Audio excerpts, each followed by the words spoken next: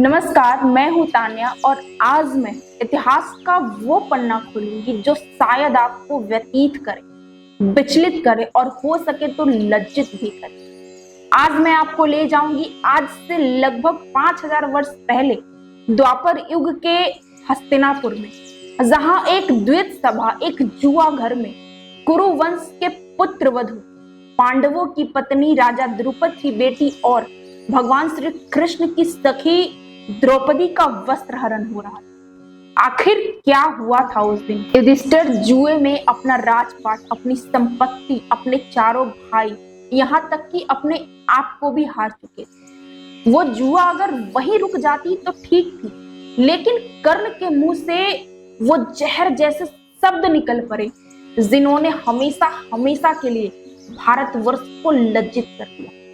कर्ण बोल पड़ा कि अभी वो मृगनयनी, वो अहंकारी द्रौपदी बाकी है युधिष्ठिर, उसे भी दांव पे लगाओ। महामंत्री विदुर से जब सहन नहीं हुआ, वो तड़प के बोले, महाराज धृतराष्ट्र, आपके पुत्र वधु का नाम इस सभा में इतनी अनादर के साथ लिया जा रहा है, आप कुछ कहते क्यों नहीं है?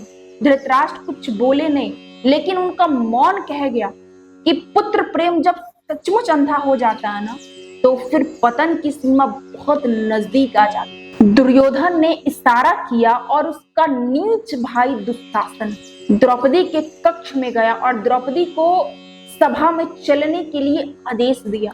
द्रौपदी ने एक नजर अपनी ओर देखी, वो राजस्वला में मासिक धर्म से गुजर रही थी। ना कोई श्रृंगार, ना कोई आभूषण, ना ही पूरे बदन पे कपड़ा। द्रौपदी हाथ जोड़ के प्रार्थना करने लगी कि मुझे इस दशा में नहीं लेके चलो सभा में। दुशासन ने निष्ठुर भरी आंखों से द्रौपदी को देखा और लपककर उनके बाल को पकड़ ली और घसीटते हुए भरी सभा में ले गया। द्रौपदी चीखती रही, चिल्लाती रही, दर्द से कहराती रही। द्रौपदी कुरु वंश की बहू एक कपड़े में लिपटे देखकर पितामह भीष्म की आंखें झुक गई। तब द्रौपदी बोल पड़ी कि आंखें झुकाना इस समस्या का समाधान नहीं है पितामह। मैं आपकी कुलवती द्रौपदी एक वस्त्र में लिपटे हुए, ऋतु स्नान किए बिना आपको इस भरी सभा में प्रणाम करती हूँ, और मैं ये जानना चाहती हूँ कि आज आप मुझे क्या आशीर्वाद देंगे। आप तो ज्येष्ठ कुरु हैं, आप तो महावीर हैं, आप तो श्रेष्ठ विद्वान हैं, तो मुझे बताइए आप कि क्या सिर्फ कुरु वंश के सिंहासन की रक्षा मर्यादा का कोई महत्व नहीं है? आप जैसे महावीर को इस तरह मुंह छुपाना शोभा नहीं देता है पितामह। मेरी ओर देखिए, देखिए मेरी ओर कि मैं कुरु मर्यादा के आगे लगा हुआ एक प्रश्न चिन्ह हूँ। देखिए आपकी कुल वधु को किस दशा में खींचकर लाया गया है, और मुझसे कहिए कि क्या भरतवंशियों की यही परंपरा है? आप कह देंगे तो मैं मान जाऊंगी पितामह। द्रौपदी एक बच्ची की तरह बिलक उठी पितामह के सामने। जब मैं पहली बार आपके चरण छुई थी तो आपने सौभाग्यवती होने का आशीर्वाद दिया था। अपनी उस आशीर्वाद की दशा देखिए पितामह, आपके सामने ये अधर्म हुआ और आपने सहन कर लिया, तो क्या इसका अर्थ ये हुआ कि आपने उस अधर्म, उस अन्याय, उस कपट को स्वीकार कर लिया है? तो क्या आप मेरे इस अपमान के भागीदार नहीं हैं? और यदि नहीं है तो फिर उठाइए अपना धनुष और भेद दीजिए उस जिभा को जिसने आपकी कुलवधु को दासी कहने का अपराध किया है। आप पाप के वृक्ष की छाया में बैठे हैं पितामह, उठ जाइए। आपको तो शास्त्रों का ज्ञान है, तो मुझे बताइए कि जो व्यक्ति अपने आप को जुआ में हार चुका है, वो कौन होता है किसी और की स्वतंत्रता, किसी और के आत्मसम्मान को दांव पे लगाने वाला? मेरे प्रश्नों का उत्तर दीजिए पितामह। ये मौन, लज्जित शब्द मेरे प्रश्न के उत्तर नहीं है, क्योंकि ये प्रश्न केवल द्रौपदी नहीं कर रही है, पूरी नारी जाति कर रही है पितामह। ये प्रश्न कर रही है पृथ्वी, जो हर प्राणी की माता है। ये प्रश्न कर रहा है इस देश का भविष्य, जिसे आपके पूर्वज महाराजा चक्रवर्ती भरत से नाम मिला। कृपया मेरा मार्गदर्शन कीजिए पितामह। भीष्म भरी हुई आंखों से बोले कि क्या उत्तर दूं पुत्री? पुत्री, ये शब्द सुनते ही द्रौपदी के कानों में पिघले हुए शीशे की तरह उतर गया। वो चीख पड़ी, बोली, पुत्री नहीं कहिए मुझे, मैं आपसे संबंधों की बात नहीं कर रही हूँ, मैं आपसे उस अपमान की बात कर रही हूँ जो पिघलकर मेरे आंखों से आंसू बन के बह रहे हैं। यदि पत्नी पति की संपत्ति होती है तो जब मेरे पति जुआ में हारे तो वो साथ में मुझे भी हार गए, तो फिर मैं दांव पे कैसे लगी? और यदि पत्नी पति की संपत्ति नहीं होती है तो फिर मेरे पति बिना मेरी आज्ञा के मुझे दांव पे कैसे लगा सकते हैं? क्या यही भरतवंशियों की परंपरा है? आप मुझे पुत्री कहकर संबोधित नहीं करिए पितामह। अगर मैं आपकी पुत्री होती तो आज आप मेरा ये अपमान सहन नहीं करते। मुझे कुलवधू कहिए, क्योंकि मैं देखना चाहती हूँ कि इस भरी सभा में इस द्रौपदी को कुलवधू कहते हुए आपकी जिभा लड़खड़ाती है या नहीं लड़खड़ाती। पितामह भीष्म से जब कोई जवाब नहीं मिला तो द्रौपदी अपने ससुर यानी कि हस्तिनापुर के राजा की ओर मुड़ी और बोली कि मैं आपके प्रिय अनुज पांडव की पुत्र वधु आपको प्रणाम करती हूँ ज्येष्ठ पिताश्री। आप बड़े ही भाग्यशाली हैं कि आप नेत्रहीन जन्मे, नहीं तो आज आपकी सभा में आपके पुत्र वधु की ये दुर्दशा देखकर आप नेत्रहीन हो गए हो। नेत्रहीन धृतराष्ट्र अब शब्दहीन भी हो चुका था। एक निर्लज मौन के सिवाय कुछ भी नहीं था अपनी कुलवधु को देने के।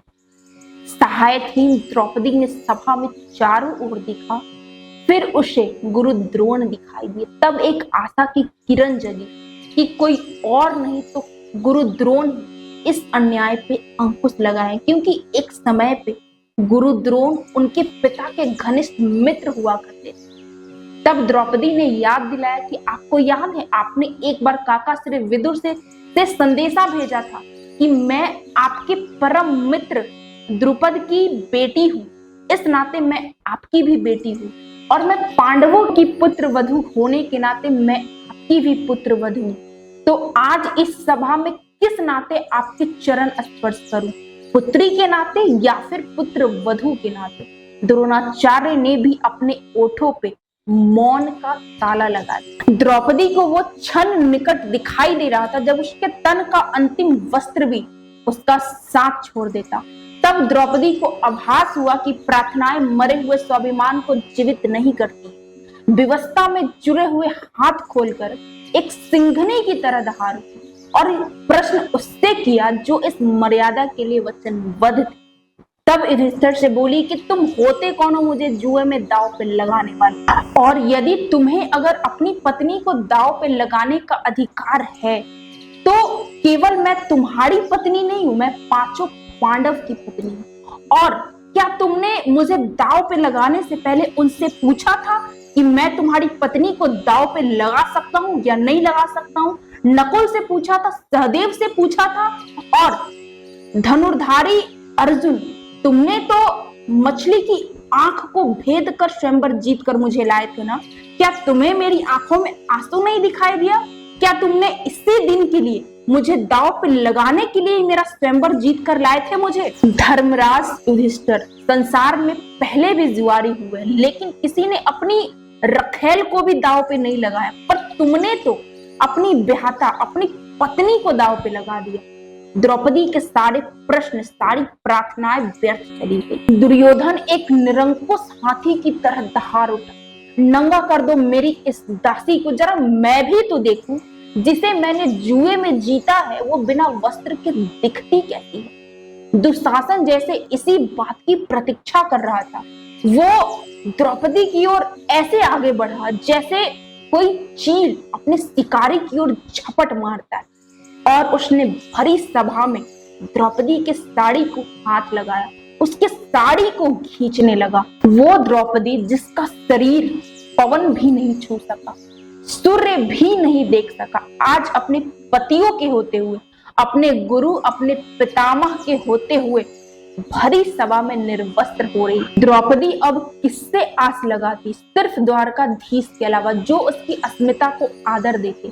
चीर का एक कोना दांतों में दबाकर मन ही मन प्रार्थना करने लगी कि हे द्वारकाधीश, लाज बचाओ मेरी। और कृष्ण ने अपनी सखी की बात सुनी और उसकी चीर में अपने विराट स्वरूप के धागे जोड़ दिए। दुशासन के हाथ थक गए खींचते खींचते, लेकिन द्रौपदी के नाखून के अंश भर भी वस्त्र नहीं हटा पाया दुशासन। महाभारत में दुर्भाग्य की सभी सीमाएं पार हो गई, लेकिन भारतवर्ष का सनातनी इतिहास आज भी अग्नि के ज्वाला से जन्मी द्रौपदी के सदैव गौरवमानित रहा। सनातन ने द्रौपदी को पंच कन्याओं में स्थान दिया और इस पूरे ब्रह्मांड की सबसे पवित्र नारी के रूप में स्वीकार किया।